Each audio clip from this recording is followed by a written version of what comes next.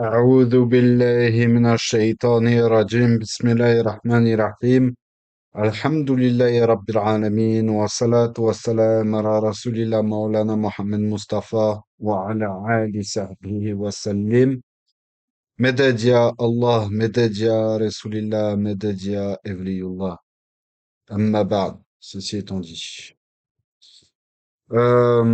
donc on va faire un cours aujourd'hui. Je ne sais pas combien de temps il durera.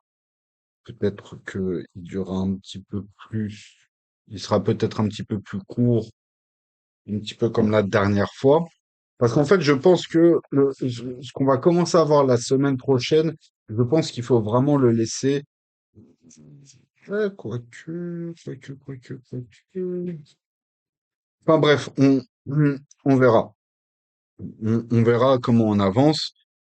Et de toute façon, on prendra le temps on prendra le temps en fait d'avancer dans la sira du prophète Mohammed alayhi salatu wassalam. Donc, suite aux différentes choses qu'on a vues dans les cours précédents, on va voir maintenant en fait la lutte des premiers musulmans, c'est-à-dire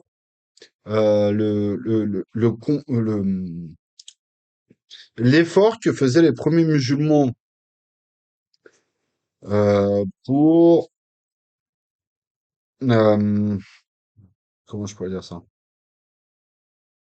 En gros, l'effort que faisaient les premiers musulmans pour se défendre face à ces attaques, etc.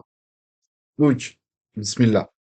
Abdallah ibn Mas'ud rapporte que le premier groupe de 7 personnes ayant embrassé l'islam était composé de lui-même, donc Abdallah ibn Mas'ud, euh, Abu Bakr as-Siddiq, radiallahu anhu, Ammar, Sumaya, Suhaib, Bilal ibn Rabah et Al-Miqdad.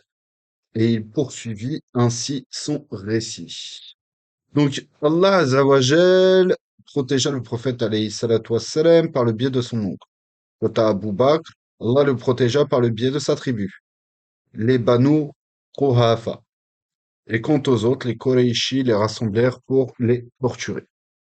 Ils prenaient du fer brûlant et le plaçaient sur leur corps jusqu'à ce qu'ils obtempèrent. Chacun d'entre eux finit par lâcher prise et dire sous la contrainte tout ce que les Qurayshi voulaient qu'ils disent, tous à l'exception de Bilal ibn Rabah.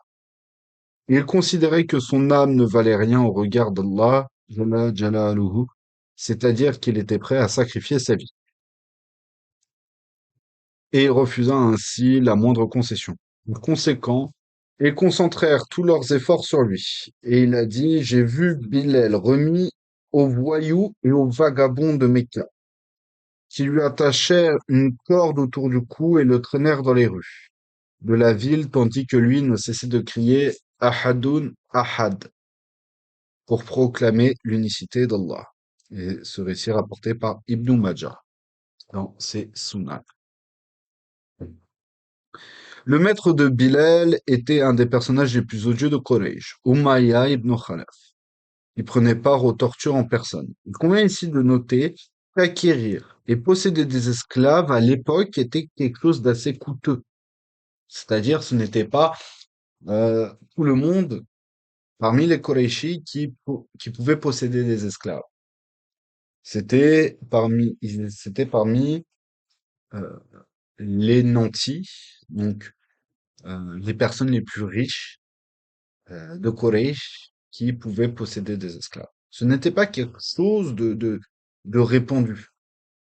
C'était quand on écoute en fait certaines personnes qui disent que depuis en fait, euh, même avant la révélation de l'islam, en fait, avoir des esclaves était quelque chose qui était monnaie courante chez les Arabes.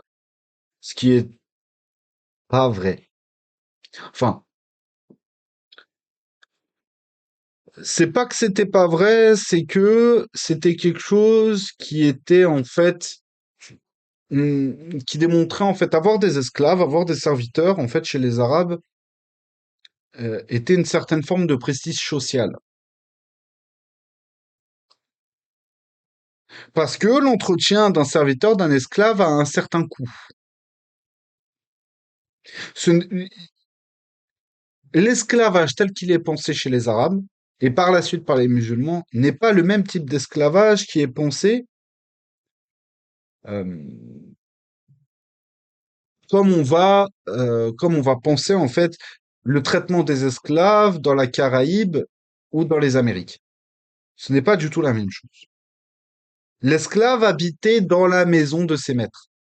Certes, il ne dormait pas au même endroit, mais en tout cas, il habitait dans la maison de ses maîtres, à l'intérieur. Ses maîtres euh, lui fournissaient des habits, l'habillaient, lui fournissaient à manger de manière souvent décente, puisque l'esclave s'occupait des tâches ménagères de la maison, le nettoyage, l'entretien. Par moments, les esclaves pouvaient également travailler chez les commerçants pour les accompagner, porter, décharger les biens, etc., etc. Donc, il fallait quand même qu'il y ait un certain entretien physique et qu'il y ait aussi, oui, un certain entretien physique, notamment pour les esclaves qui travaillaient avec leurs maîtres dans les caravanes commerciales, puisque le voyage était long entre la Mecque ou le Yémen ou la Mecque et la Syrie actuelle, donc le Cham. Ce qui fait que,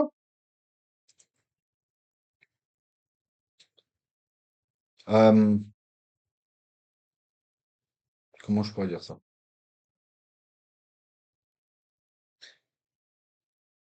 Ce- il fallait avoir un esclave qui était non seulement, qui avait déjà une certaine forme physique de base, mais il fallait maintenir cette force physique. Il ne fallait pas non plus que l'esclave soit trop affaibli physiquement pour risquer de le perdre au niveau de ses tâches. Parce que l'esclave a un coût. Non seulement un coût d'achat, mais un coût d'entretien. Donc, les tortures réellement que subissaient, par exemple, Bilal ibn Rabah et d'autres esclaves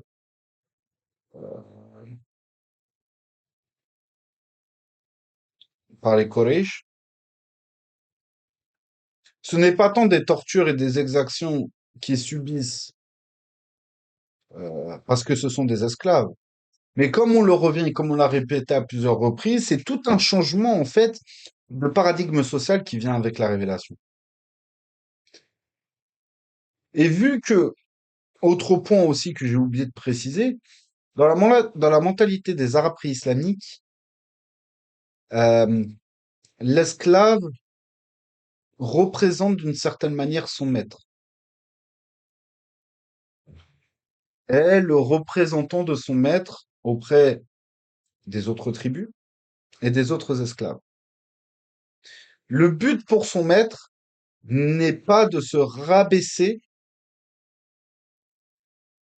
n'est pas de se rabaisser justement. Donc c'est rare que tu verras attention, je suis pas en train de dire que comprenez bien ce que je vais dire. Je suis pas en train de dire que les Arabes habillaient de manière noble leurs esclaves.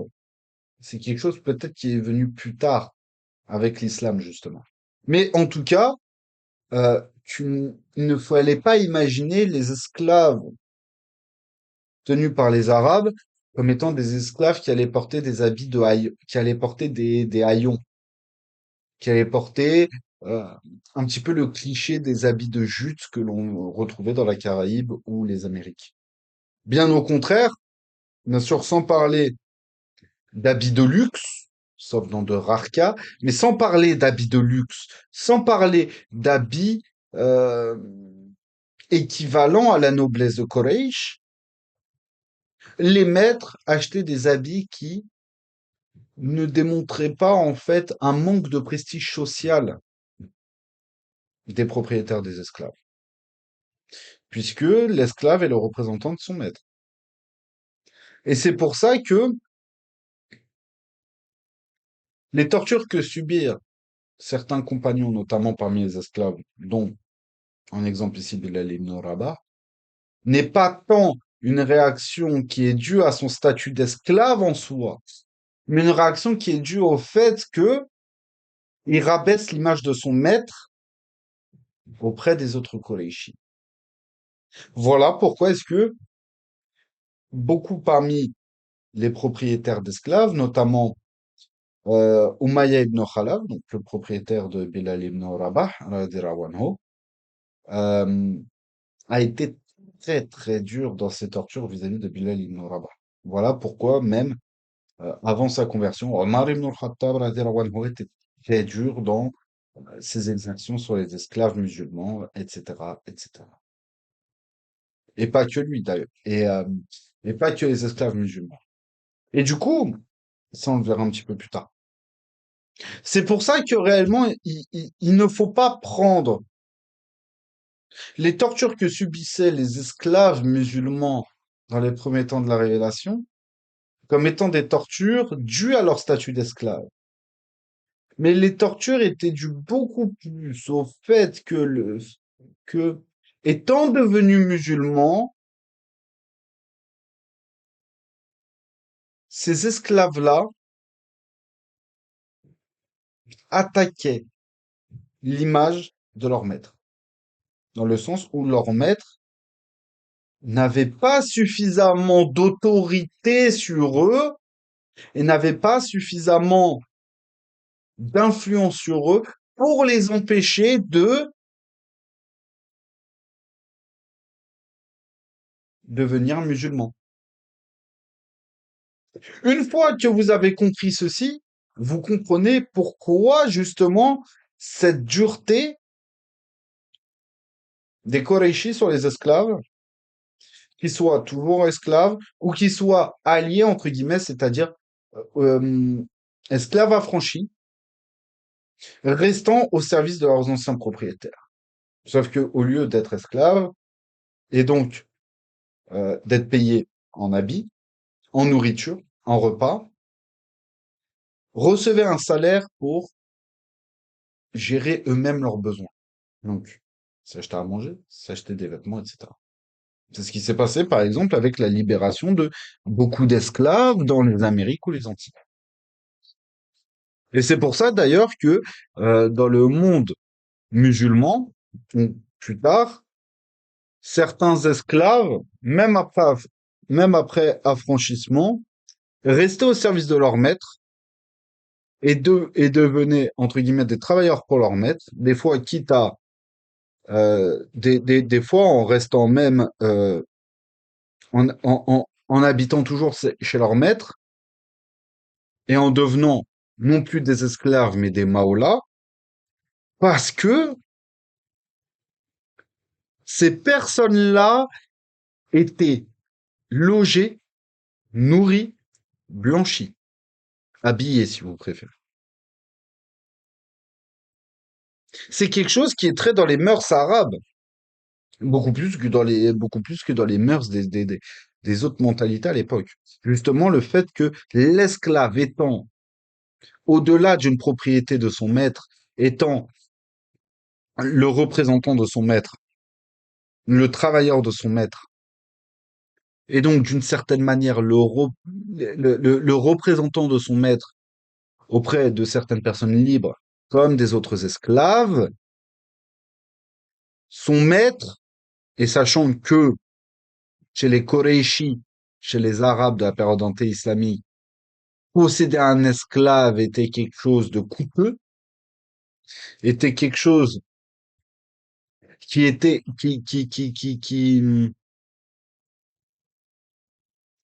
si je puis dire, restait l'acabit de la noblesse de Koreish. Tout le monde ne possédait pas d'esclaves.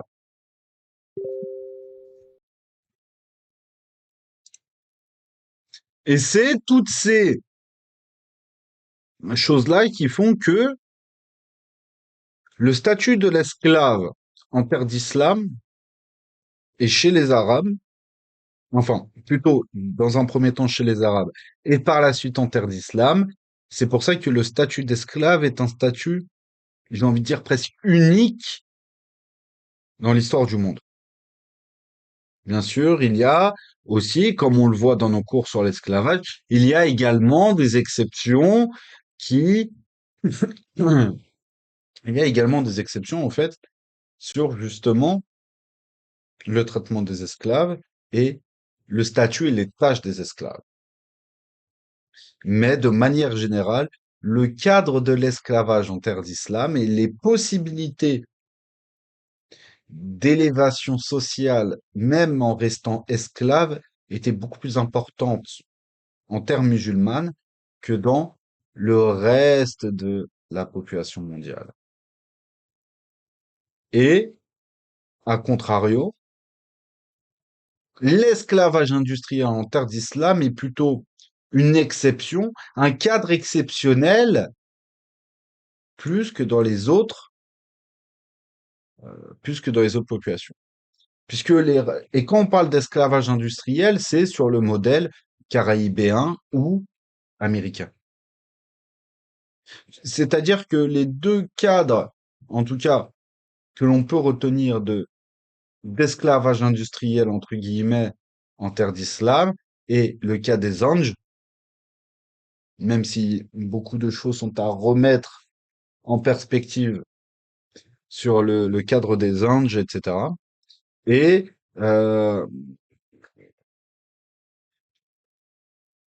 si je puis dire,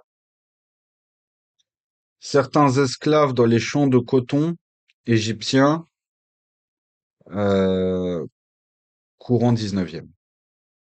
Pourquoi? Parce que courant du 19e vient la fin de l'esclavage dans la Caraïbe et les Amériques, la libération massive des esclaves, même si tout est relatif. Et du coup, la production de coton s'est retrouvée impactée. La production et la vente de coton, justement, américain s'est retrouvée impactée par, justement, cette libération, cette fin de l'esclavage et cette libération massive des esclaves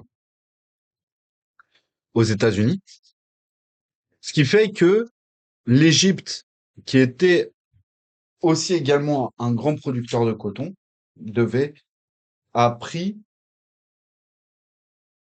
les devants et est devenu le nouveau,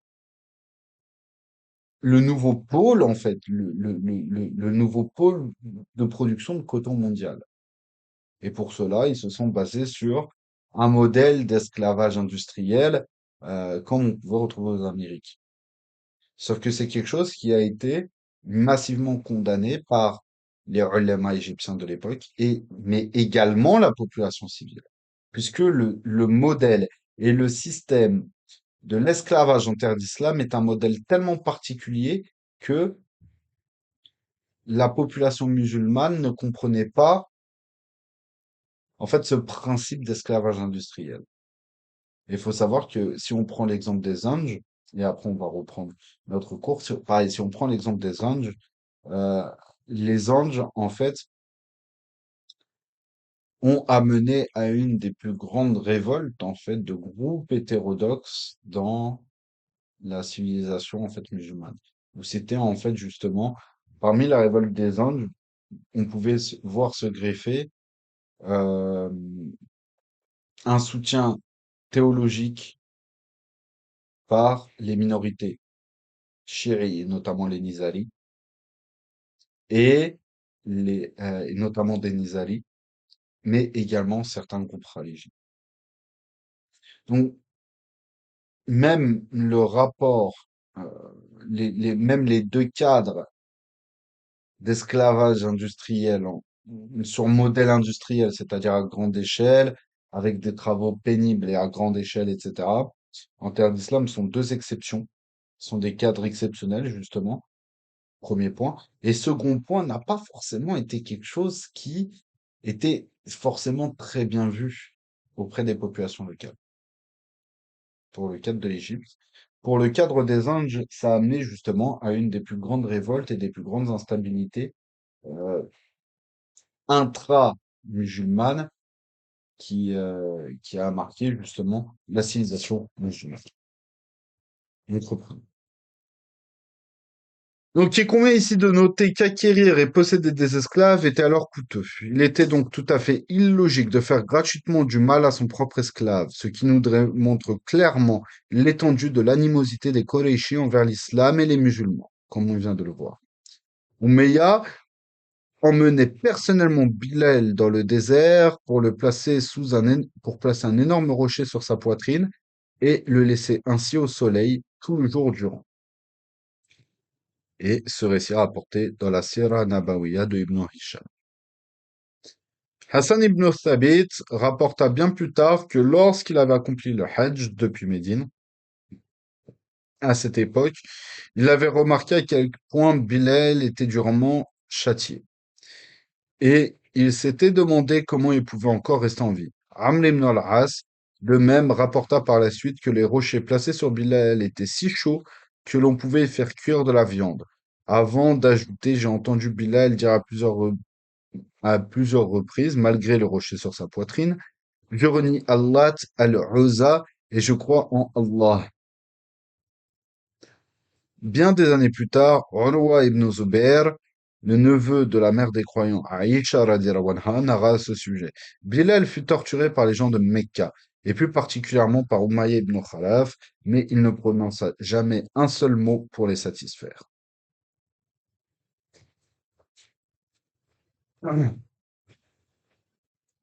Les honneurs et la récompense accordés à Bilal furent à la hauteur de son courage, puisque le prophète alayhi salatu wassalam, le nomma plus tard Muezzin de la Ummah. De la même manière, qui rugissait, de la même voix qui rugissait Ahadun Ahad. Il allait ainsi résonner dans toute la ville. Donc, la même voix qui rugissait Ahadun Ahad résonnerait, attendez, allait ainsi résonner dans toute la ville de Médine 5 fois par jour pour appeler les musulmans à la prière. Donc, les âmes. Et la réputation et le prestige de Bilal ont résisté à l'usure du temps, puisqu'après plus de 1400, après plus de 1400 ans d'histoire islamique, il reste toujours connu pour sa bravoure, sa patience et sa foi inébranlable en Allah Jalla Jalaluhu. Le Coran affirme à ce sujet, il y a-t-il d'autres récompenses pour le bien que le bien? Sourate 55, verset 60. Le prophète, alayhi salatu wassalam, a d'ailleurs dit, proclamez l'appel à la prière, Adhan, même si vous êtes seul, car aucun djinn ou être humain n'entendra votre voix sans qu'il témoigne de ce que vous avez dit au jour du jugement. Rapporté par Bukhari. Donc Bilal, radhiyallahu anhu, ayant eu l'honneur d'être le muezzin du prophète, alayhi salatu wassalam, recevra donc le témoignage du prophète, alayhi salatu wassalam, lui-même en sa faveur, le jour du jugement dernier. Khabab ibn al-Arat faisait partie des 10 premières personnes à embrasser l'islam. Donc, Khabab était un esclave arabe d'origine yéménite. Il était la possession d'une femme du nom Ammar. Lorsque cette dernière découvrit qu'il s'était converti à l'islam, elle engagea une foule d'individus pour le battre si violemment qu'il en perdit connaissance et se réveilla dans la mare de son propre sang. Elle participa, par la suite, elle-même à sa torture, en apposant un morceau de fer brûlant contre son dos. Le prophète alayhi salatu wassalam était très peiné par l'état de Khabab. C'est ainsi qu'il prononça cette invocation. Ô Allah, assiste Khabab contre son ennemi. Quelques jours plus tard, Ammar se réveilla dans un état de psychose enragée. Et les médecins de Makkah lui prescrivirent un traitement par cautérisation qui conduisit à sa mort. Le prophète alayhi salatu wassalam ordonna un jour, nul ne peut punir par le feu si ce n'est le Seigneur du feu. Rapporté par Bukhari. C'est ainsi que par un juste retour des choses, Allah décréta Ammar rende l'âme par le biais d'une douloureuse opération de cautérisation par le feu. Donc, la cautérisation, lorsqu'on dit qu'on va cautériser une plaie, en fait, c'est on fait chauffer un morceau de fer très chaud et on va le poser sur la plaie ou sur la plaie ou des parties du corps ici pour abaisser en fait la folie. Donc elle qui a torturé Khabbab par ce principe-là de poser un fer chauffé très fortement à haute température et de le poser à même la chair, cette, donc cette femme Ammar qui a torturé Khabbab radiallahu anhu de cette manière, Ammar fut tuée, soi-disant par principe médicinal, avec cette même torture, entre guillemets. Donc, bien des années plus tard, sous le califat de Omar ibn al-Khattab, radiallahu anhu, ce dernier interrogea Khabbab radiallahu anhu, au sujet Ammar. Sans dire un mot, Khabbab souleva simplement sa chemise et lui exposa son dos. Omar oh, ah. Omar radiallahu anhu s'exclama alors. Par Allah, je n'ai jamais rien vu de tel auparavant. Et il place ensuite Khabbab sur le siège qui se trouvait à ses côtés afin de l'honorer. Du temps du califat d'Abu Bakr, radiyallahu anhu, ce dernier avait ordonné à que tous les représentants du gouvernement reçoivent le même salaire. Mais lorsque Omar reprit la tête de l'État islamique, il décréta que les premiers convertis recevraient des salaires plus élevés. C'est ainsi que Khabbab reçut une solde, donc un salaire mensuel très généreux, puisqu'il avait été l'un des premiers à embrasser l'islam. Il se bâtit alors une modeste demeure à Koufa, en Irak. Il utilisa le reste de l'argent pour créer un fonds de bienfaisance sous la forme d'un coffre qui se trouvait dans sa maison. Ce coffre n'était pas verrouillé, afin que chacun puisse prendre ce qu'il souhaitait sans avoir à demander la permission. Sur son lit de mort, il se mit soudain à pleurer. Les gens qui l'entouraient lui dirent: Pourquoi pleures-tu? Tu as tant souffert pour atteindre le plus haut niveau du paradis. Et y rencontrer le prophète, alayhi salatu wassalam. Il répondit: Je ne pleure pas de douleur ou de peur de rencontrer Allah Jalla Jalaluhu. Je pleure à cause de ce que vous voyez autour de vous, c'est-à-dire la maison et ses biens. Que vais-je répondre à Allah au sujet de ce luxe? J'étais certes parmi un groupe de croyants qui ont tous été torturés sur un pied d'égalité, mais chacun d'entre eux est parti sans goûter à la douceur de ce bas monde. Tandis qu'Allah Jalla Jalaluhu m'a laissé profiter des fruits de ce monde, je crains que puisque j'ai profité de ces fruits, ma part dans l'au-delà soit inférieure à celle de mes compagnons.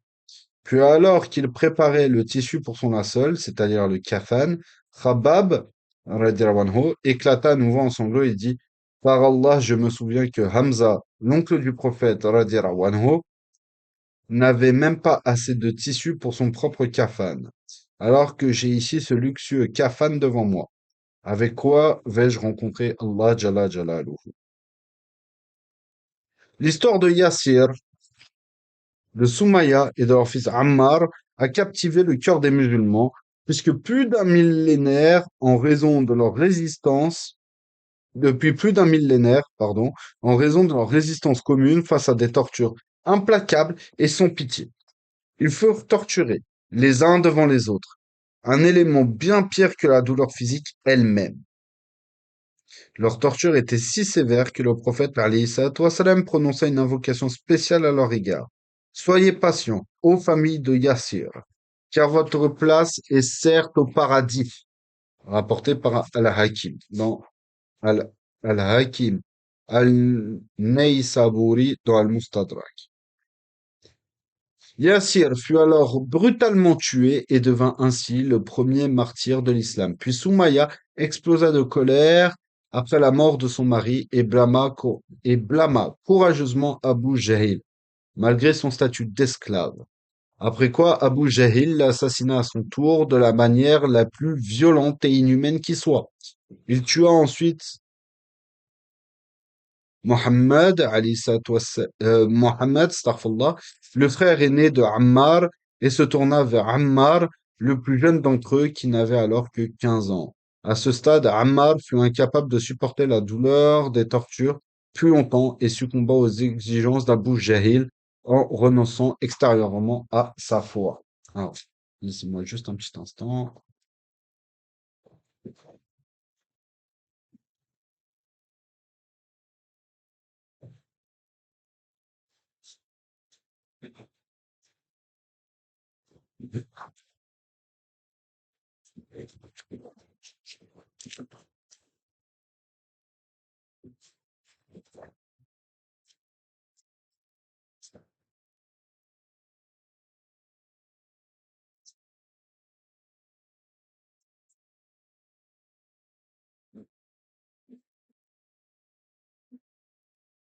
Donc, pour ce qui est de Bilal, l'histoire de compléter un petit peu le récit dans le nectar cacheté, donc Bilal subit ces persécutions jusqu'à ce qu'Abou Bakr, radiallahu anhu, en fut témoin et qu'il racheta sa liberté à Umayya ibn Khalaf en échange d'un jeune esclave noir ou selon d'autres avis, contre 7 ou 5 onces d'argent. Suite à quoi, il a franchi Bilal ibn Rabah. Donc, déjà, il y a divergence sur le truc. Et ensuite, Ammar ibn Yassir embrassa l'islam avec ses parents. Ammar ibn Yassir était esclave des Banu Marzoum. Sous le soleil brûlant de la Mecque, Abu Jahl et les autres Mécois les martyrisaient. Donc ça, on vient de le voir.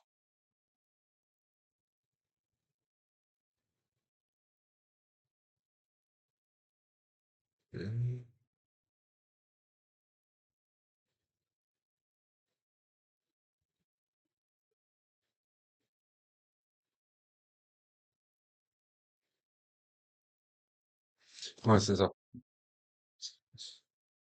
Ok, ouais, c'est ça. Je voulais être sûr. Donc effectivement, c'est bien, euh, c'est bien Ammar qui fut. Non, pardon, c'est bien Yassir qui fut tué en premier. Ensuite Soumaya. Radiallahu anhum. Euh, donc Ammar était tellement désemparé de ce qu'il venait de prononcer que l'inquiétude d'avoir potentiellement sombré dans l'incroyance était au premier plan dans son esprit, malgré les horribles événements qui venaient tout juste de se produire. Il courut ainsi vers le prophète, alayhi salatu wassalam, désespéré, et dit, Ya Rasulullah, j'ai prononcé des paroles d'incroyance, c'est-à-dire de kufr. Et le prophète, alayhi salatu wassalam, lui demanda, comment est ton cœur? Et Ammar répondit, comme il l'a toujours été. C'est-à-dire que sa foi était toujours aussi forte. C'est-à-dire que même s'il a prononcé ces paroles de kufr, son cœur, lui, son cœur, lui, n'a pas été impacté par ces paroles. C'est sa langue qui parle, mais son cœur n'a pas bougé. Sa foi en l'islam, sa foi en Allah Azzawajal dans le prophète Mohammed alayhi salatu wassalam n'a pas bougé. Elle est restée telle quelle.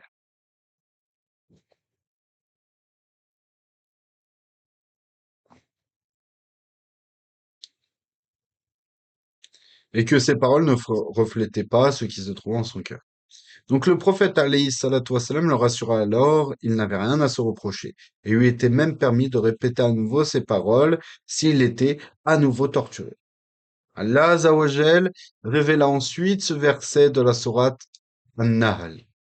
Ceux qui renient à Allah après avoir cru en lui ouvrant délibérément leur cœur à l'impiété, et non ceux qui jurent sur la contrainte alors que leur cœur reste fermement attaché à la foi, ceux-là sont voués à la colère d'Allah et à d'affreux tourments. Donc sourate 16 au verset 106.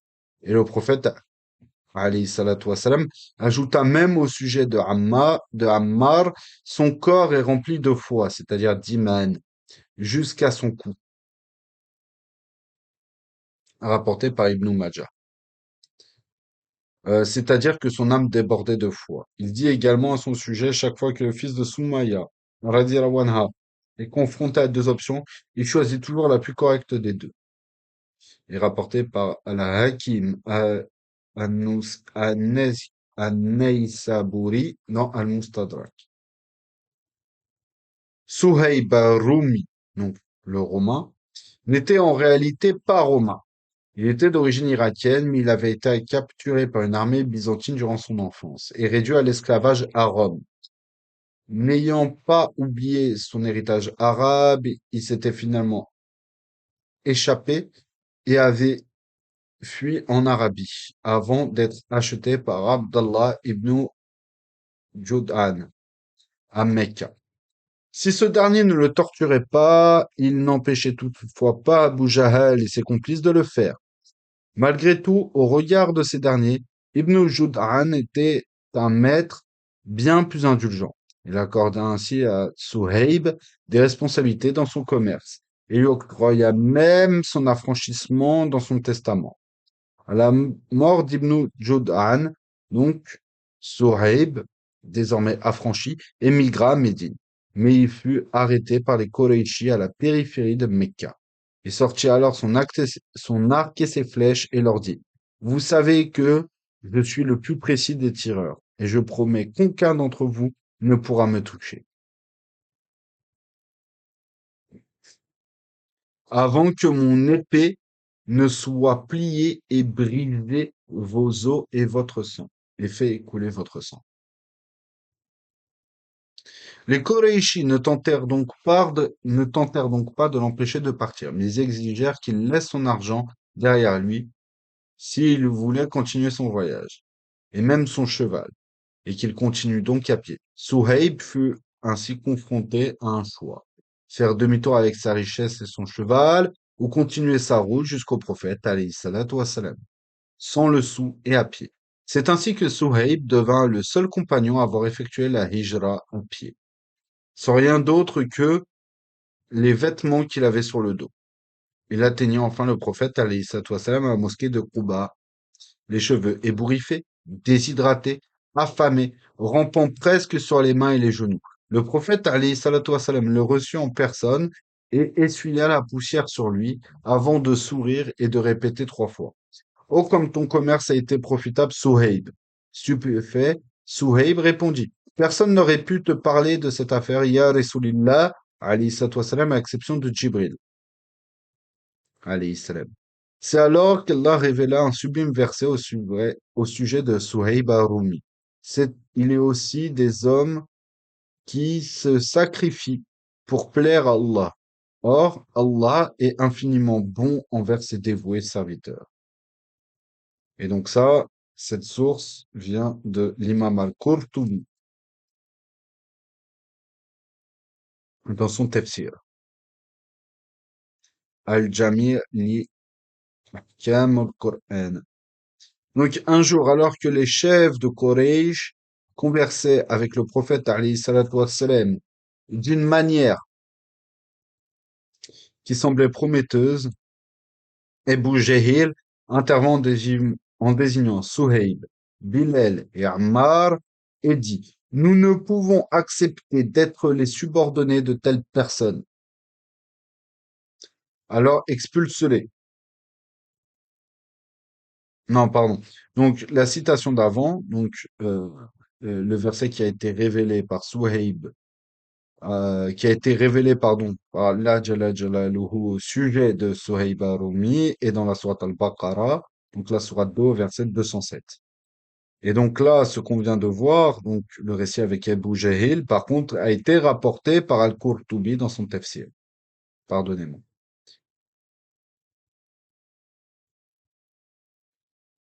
Donc Allah Jalla Jalaluhu révéla alors ces versets en guise de réponse. Ne repousse pas, au risque de te comporter en injuste, ceux qui, matin et soir, invoquent leur Seigneur dans le seul espoir de lui plaire.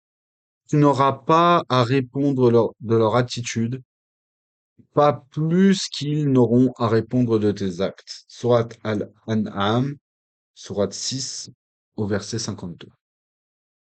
Allah Jalla Jalaluhu ordonna ainsi tellement, pardon, Allah Jalla Jalaluhu honora ainsi tellement ces hommes qu'il révéla au prophète alayhi salatu wassalam que les repousser serait pour lui désastreux.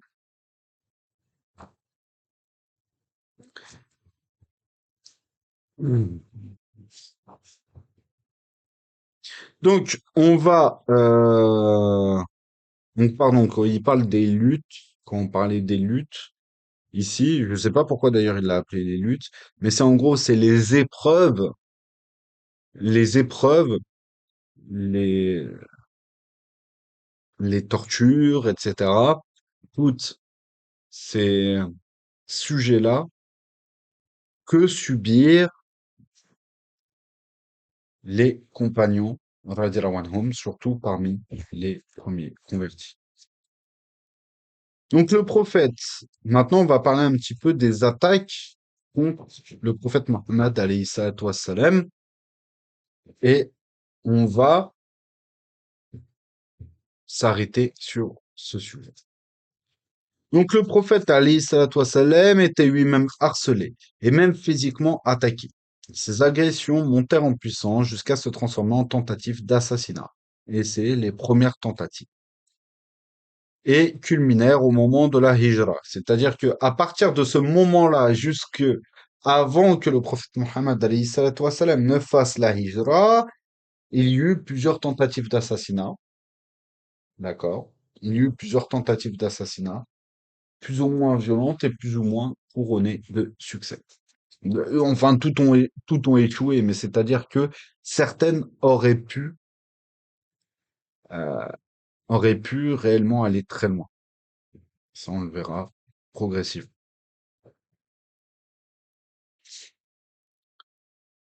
Le prophète alayhi salatu wassalam était l'un des rares musulmans à prier publiquement devant la Kaaba, ce qui exaspérait particulièrement Abu Jahil et ses semblables.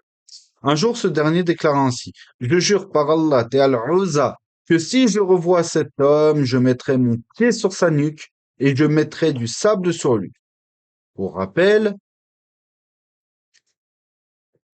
pour rappel, euh, le prophète Mohammed alayhi salatu wassalam appartenait à un des clans les plus puissants de Corée, si ce n'est pas le plus puissant de Corée. Et Abu Jahil risquait par cette action-là de se mettre le clan du prophète Mohammed alayhi salatu wassalam à dos. Donc il fallait, si je puis dire, attendre que ce soit quelqu'un qui soit plus favorable à la cause des Koréchis qui prenne le pouvoir. On le verra plus tard. Donc pendant un temps, les Koréchis n'étaient pas forcément non plus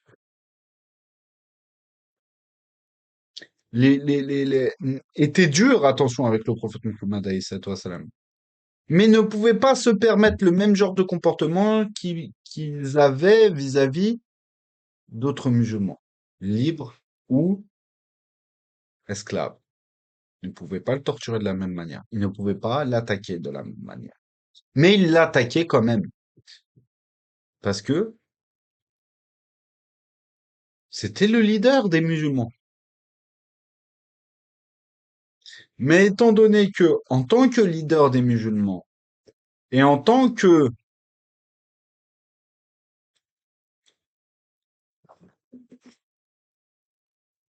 comprenez bien ce que je veux dire, en tant que fauteur de troubles notoires, on parle ici à la Mecque, on ne pouvait pas le laisser en paix non plus. Mais on ne pouvait pas l'attaquer de la même manière pour l'instant.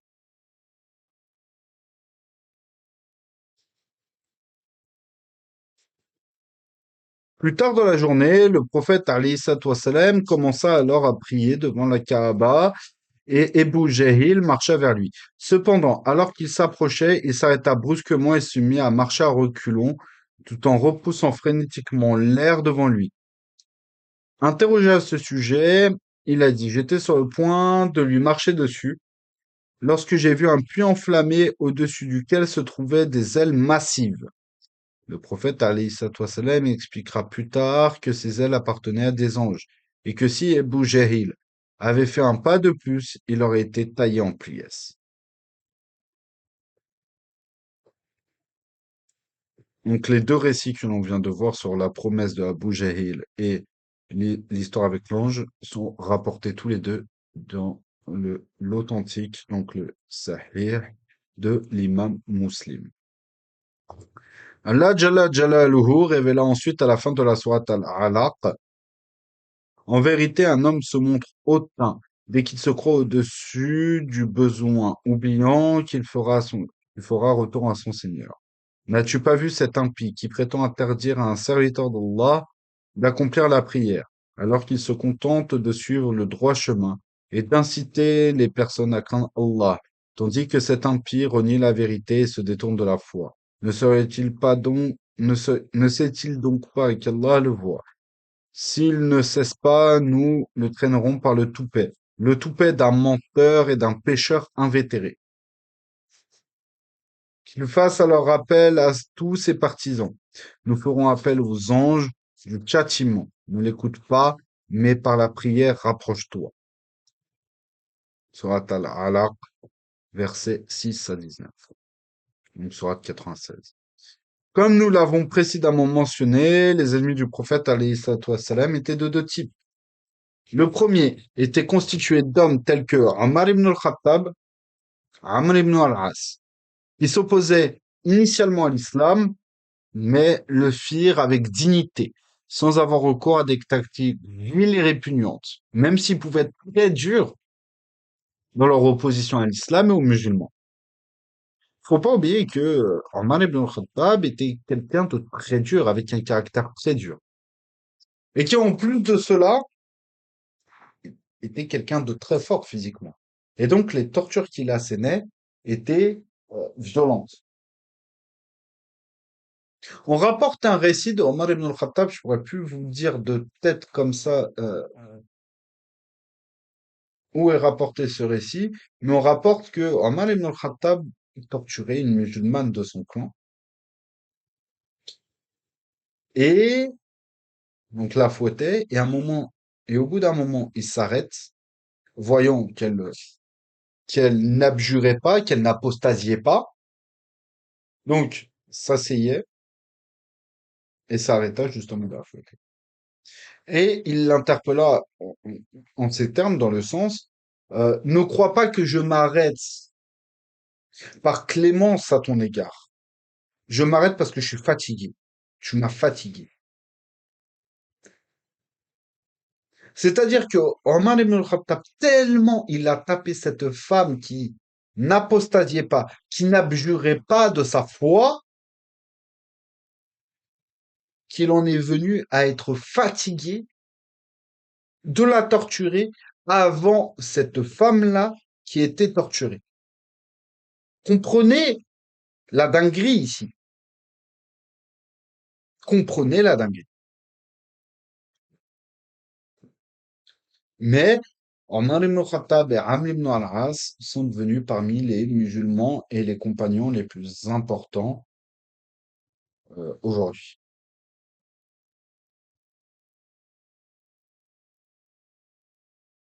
Donc Allah décréta que ses adversaires finirent par se repentir et embrasser l'islam. Le second type était composé d'hommes tels que Abu Jahil, Abu Lahab, et qui non seulement s'opposaient au prophète alayhi salatu wassalam, mais le faisaient de manière totalement éhontée et indécente, sans connaître aucune limite à leur disgrâce et à leur déshonneur. Uqba ibn Abi Mu'ayt était l'un de ces personnages qui s'opposèrent au prophète alayhi salatu wassalam avec bassesse. Urwa ibn Zubair demanda un jour à Abdallah ibn Amr, donc le fils de Amr ibn al-As, radiyallahu anhu, quelle est la pire chose que tu aies vue arriver au prophète alayhi salatu wassalam? Et Abdallah répondit, radiyallahu anhu, un jour alors que le prophète alayhi salatu wassalam priait devant la Kaaba, Uqba ibn Abi Mu'ayt s'est approché de lui par derrière, a retiré son vêtement, l'a enroulé autour du cou du prophète alayhi salatu wassalam et a commencé à l'étouffer. Le prophète alayhi salatu wassalam avait le plus grand mal à respirer, personne n'a intervenu jusqu'à ce qu'Ebou Bekr radiyallahu anhu en soit informé. Ebou Bekr s'est alors précipité et a poussé Orban en criant: vas-tu tuer un homme simplement parce qu'il dit Allah est mon Seigneur, rapporté par Ibn Ishaq dans Sirad an-Nabawiyya.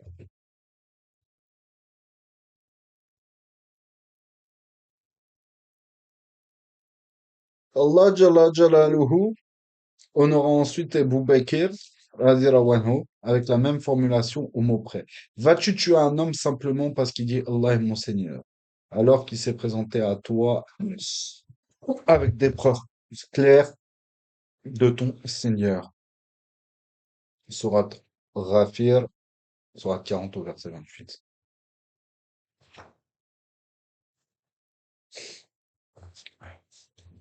Au fil du temps, attends, non, on va s'arrêter là.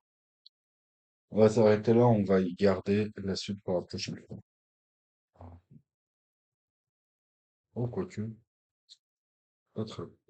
On va finir sur ce chapitre-là et après on va attaquer une partie de la Sira qui est très importante.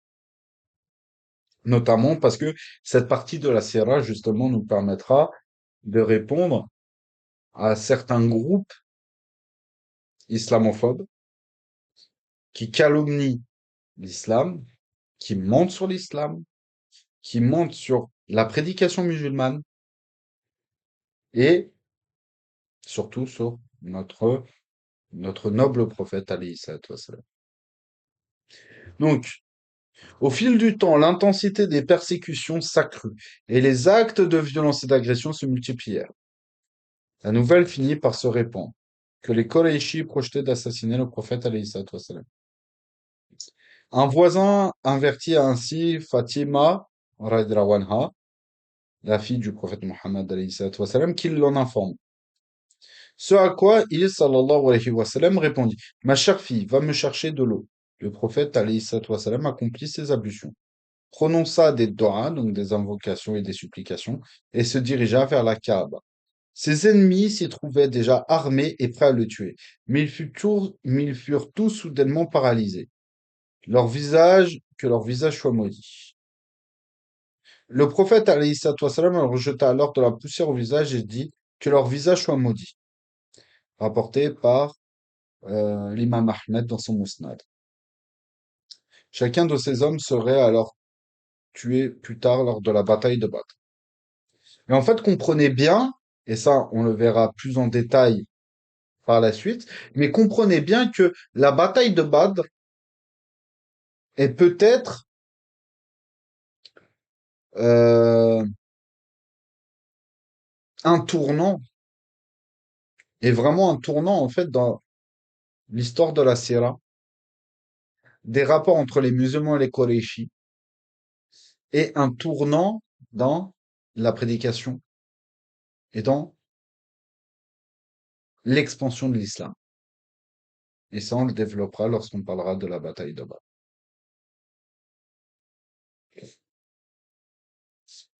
En méditant sur l'extrême dureté de ces persécutions, nous pouvons nous demander la raison pour laquelle le plus grand des messagers d'Allah, alayhi salatu wassalam, fut mis à l'épreuve de cette manière. Pourquoi la meilleure génération de la terre est connue fut-elle soumise à des tribulations aussi terribles? C'est des actes de violence, des tortures, etc.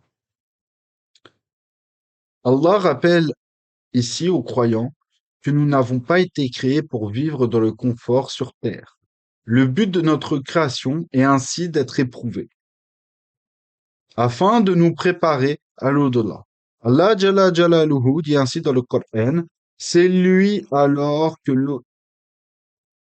c'est lui qui alors que l'au-delà c'est lui qui alors que son trône était sur l'eau a créé les cieux et la terre en 6 jours, afin de vous mettre à l'épreuve et de voir qui de vous accomplira les œuvres les plus méritoires. Sourate Hud, c'est-à-dire la sourate 11 au verset 7. Si nous ne pouvons pas véritablement mériter le paradis par nos actions, nous pouvons gagner la miséricorde d'Allah qui, en retour, nous fera entrer au paradis. Allah dit à cet égard: Alif Lam Mim. Les hommes pensent-ils que nous les laisserons affirmer qu'ils croient sans éprouver leur foi? Nous avons en vérité éprouvé leurs devanciers. Allah distinguera de cette manière ceux qui sont sincères et ceux qui mentent. Surat Al-Ankabut, donc surat 29, versets 1 à 3. Il dit encore, pensez-vous donc entrer au paradis sans qu'Allah ne distingue ceux d'entre vous qui sont prêts à lutter pour sa cause et à endurer les épreuves. Surat Al-Imran, donc surat 3, verset 142. Ainsi que, dernier verset, pensez-vous entrer au paradis, vous croyants, sans avoir été éprouvés, comme l'ont été vos devanciers. Ils furent touchés par la misère et les souffrances, et durement ébranlés, au point que les messagers et leurs compagnons se sont demandé, quand donc viendra le secours d'Allah? Surat Al-Baqarah, surat 2, au verset 214.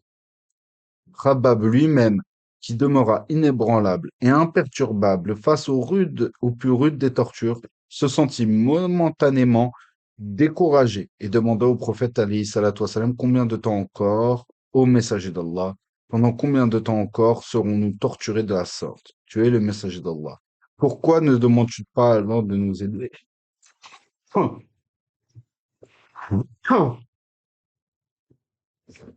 Ah, pardonnez-moi.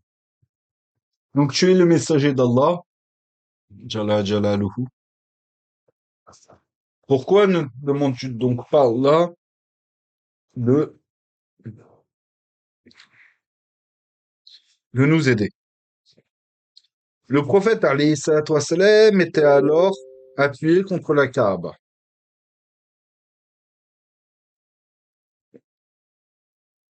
et se pencha aussitôt en avant pour se redresser, se tenir droit avant de répondre. Ceux qui vous ont précédés ont certes été torturés bien plus durement que vous. L'un d'entre eux eut la chair arrachée de ses os à l'aide d'un peigne de fer, et un autre fut coupé en deux par une épée, mais rien de tout ceci ne parvint à les détourner de l'adoration d'Allah. Par celui qui m'a envoyé, je jure certes qu'Allah fera triompher cette affaire au point que vous verrez un jour une bergère amener son troupeau du Hadramout à Sanaa sans craindre personne d'autre qu'Allah Jalla Jalaluhu et le loup pour ses brebis. Vous êtes toutefois un peuple impatient, rapporté par Bukhari. Ainsi, le prophète, alayhi salatu wassalam, ne montra aucune faiblesse dans sa croyance et sa foi en Allah Jalla Jalaluhu. Les premiers adeptes du Christ,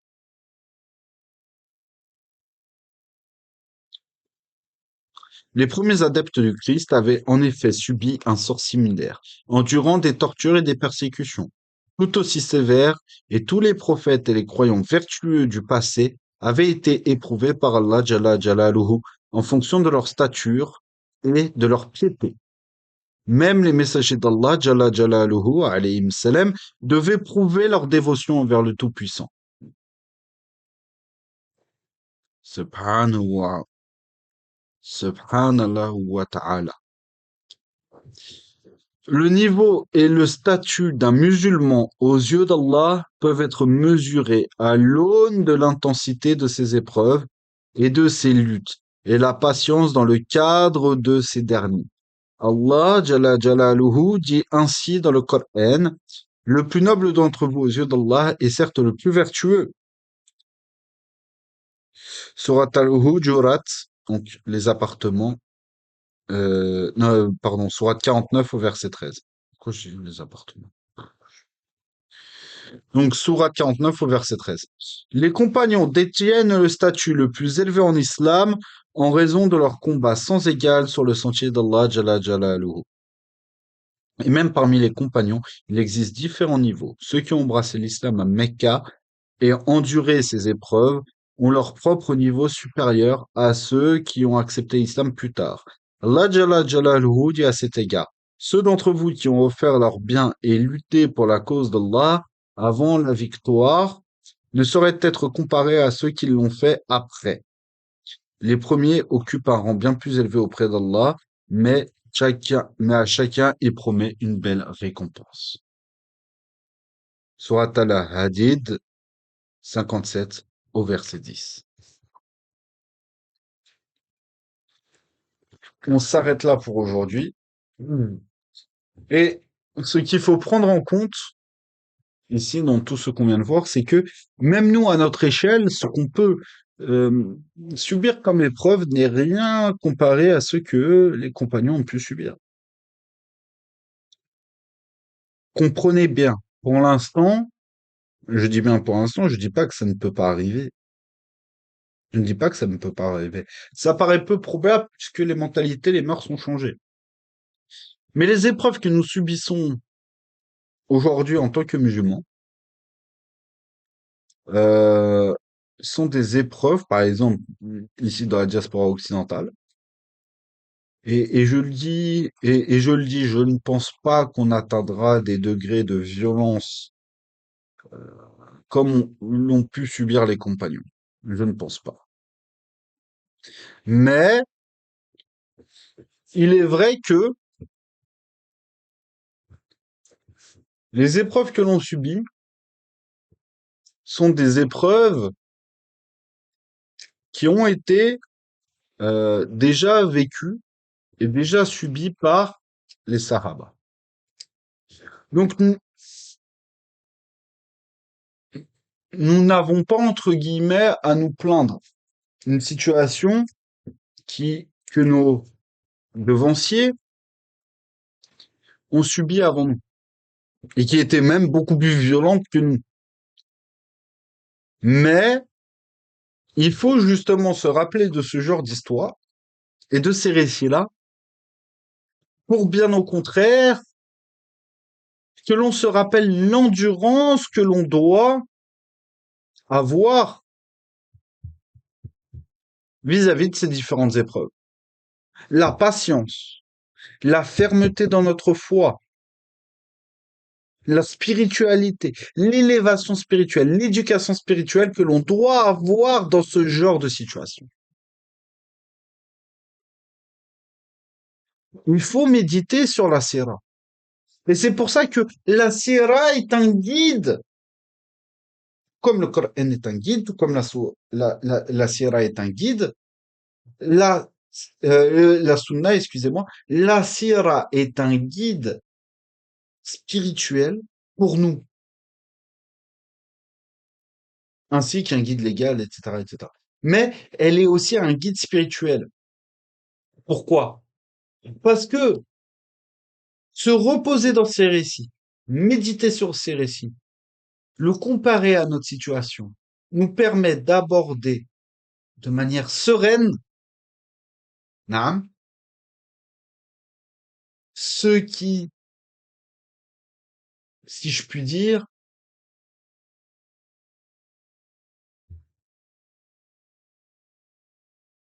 ce que l'on peut vivre dans notre quotidien. Et comme je le dis, je ne pense pas, je ne veux pas m'avancer avec certitude, mais je ne pense pas qu'on atteindra des degrés de violence comme la société Koreshi. Je ne pense pas. Maintenant, on ne peut pas savoir, on ne peut pas non plus l'affirmer de manière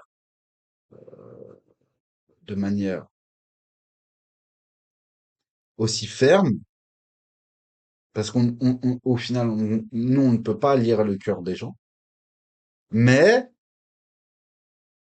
on ne peut pas non plus dire qu'on atteindra des degrés de violence comme les compagnons ont pu le subir. Les mœurs ont changé, les mentalités ont changé. Le rapport à la religion a changé.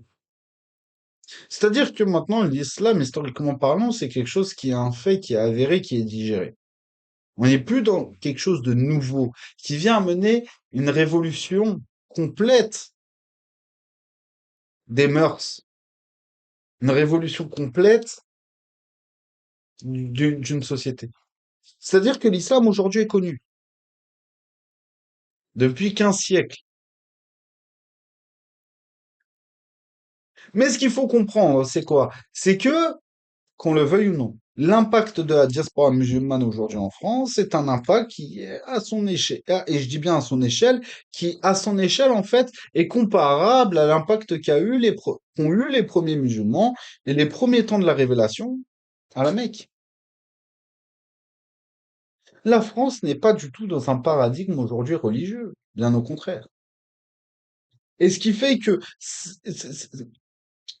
cette affirmation de l'attachement spirituel à l'islam et de l'attachement même culturel à l'islam, et tout est relatif quand je dis l'attachement culturel, n'est-ce pas? Parce que aujourd'hui, après 15 siècles, on ne peut pas parler d'une seule culture islamique. On ne peut pas parler d'une seule culture islamique. Ça serait mentir.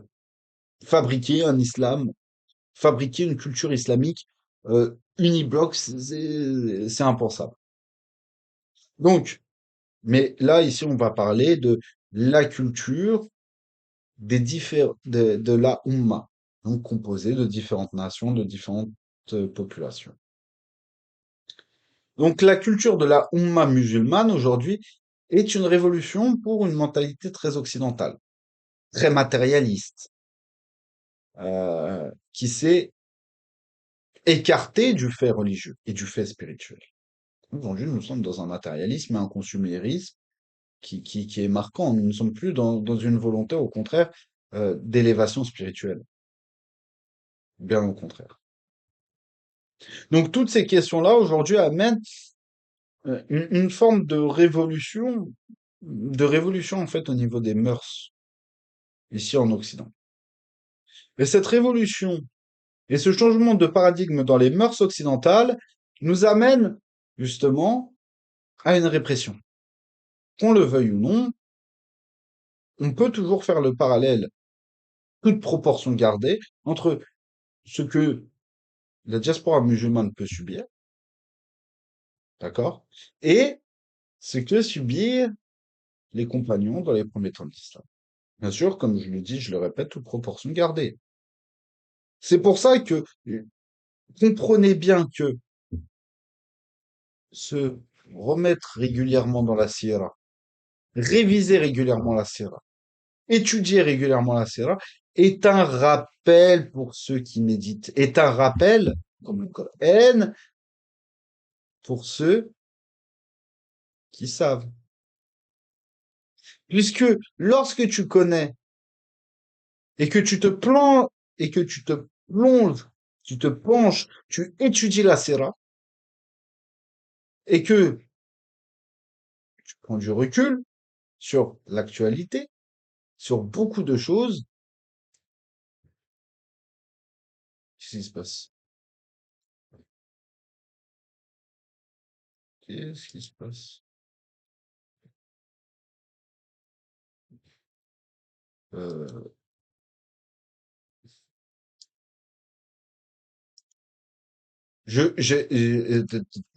j'espère que vous m'entendez toujours. Je sais pas pourquoi ma caméra a coupé. J'ai pas compris. Donc, j'espère que hum, j'espère que ma caméra n'a pas coupé. Ah voilà.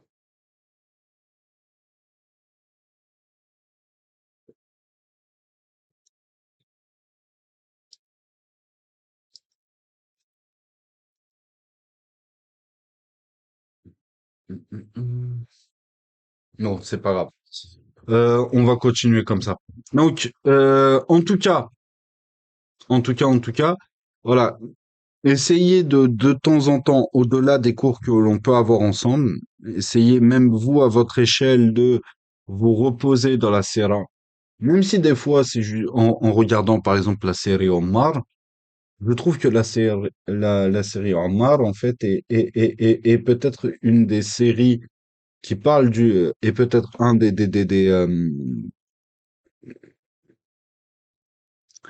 on va dire une production télévisuelle, donc ici la série, peut-être peut-être la meilleure au niveau de la retranscription d'une partie de la Sira et d'une partie de la vie des compagnons. Voilà. Donc, posez-vous là-dessus, même si des fois vous ne voulez pas forcément vous poser sur un livre ou, euh, ou un cours, etc. Parce que on a quand même fait plus d'une heure de cours, ça peut être un petit peu lourd. Donc voilà, même si des fois vous voulez être un petit peu en mode détente, euh, en tout cas, méditer de temps en temps sur ces choses-là, ça permettra justement de, d'avoir ce renfort, si je puis dire, euh, d'avoir ce renfort spirituel sur la réalité de notre situation actuelle. Donc voilà, on s'arrête là pour aujourd'hui. Subhanaka Allahumma wa bihamdika ashhadu an la ilaha illa ant astaghfirullah wa atubu ilayk. Bismillahir rahmanir rahim wa al 'asr innal insana lafi khusr illa alladhina amanu wa 'amilus salihati wa tawasaw bil haqqi wa tawasaw bis sabr. اللهم صل على سيدنا محمد عدد ما في الله صلاة دائمة بدوام ملك الله سبحان ربك بعزة ما يصفون وسلام على المرسلين والحمد لله رب العالمين الفاتحة